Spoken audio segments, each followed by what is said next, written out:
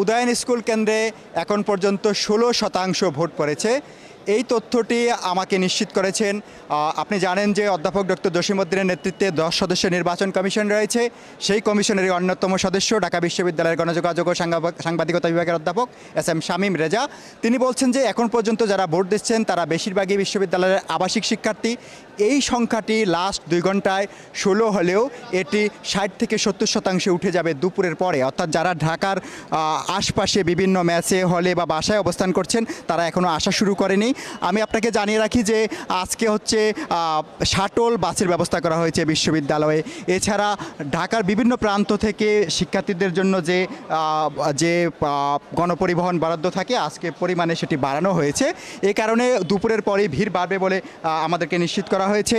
আর এই কেন্দ্রে 16% ভোট পড়েছে। এর ভিতরে আমি যতটুকু জানি যে মোট 30 জন প্রতিবন্ধী শিক্ষার্থী এবার তাদের ভোটাধিকার প্রয়োগ করবেন ব্রেল পদ্ধতিতে। এর মধ্যে 9 জন শিক্ষার্থী ভোটাধিকার প্রয়োগ করবেন এই কেন্দ্রে, উদয়ন স্কুল কেন্দ্রে, যার মধ্যে 2 জন ইতিমধ্যেই ভোটাধিকার প্রয়োগ করেছেন বিশেষ ব্যবস্থায়। আরেকটি বিষয় হচ্ছে যে এই উদয়ন স্কুল কেন্দ্রে মূলত ভোট দিচ্ছেন 4টি হলের শিক্ষার্থীরা: মাস্টারদা সূর্য সেন হল, কবি জসিমউদ্দিন হল, বঙ্গবন্ধু শেখ মুজিবুর রহমান হল এবং মুক্তিযোদ্ধা জিয়াউর রহমান হল।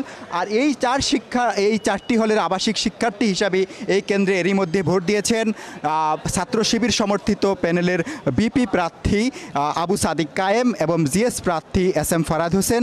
এছাড়া এই কেন্দ্রে ভোট দিয়েছেন ছাত্রদলের জিএস প্রার্থী শেখ তানবীর বারী হামিম।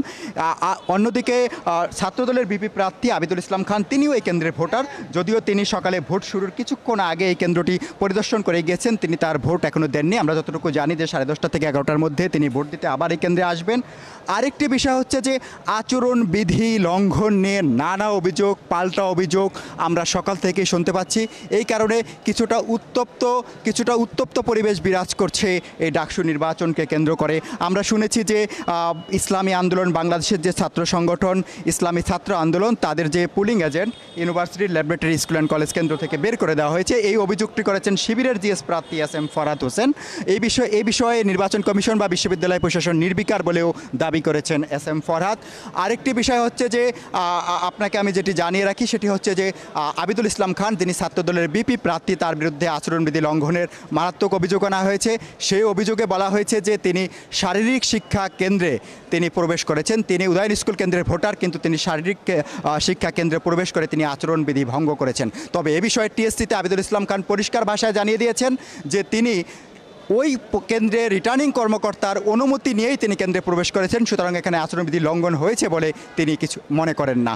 মোটামুটি এই হচ্ছে এই মুহূর্তে আমার কাছে উদয়ন স্কুল কেন্দ্রের সার্বিক ভোটের অবস্থা। আমি পরবর্তী সংবাদে এই বিষয়ে আরও বিস্তারিত জানাবো।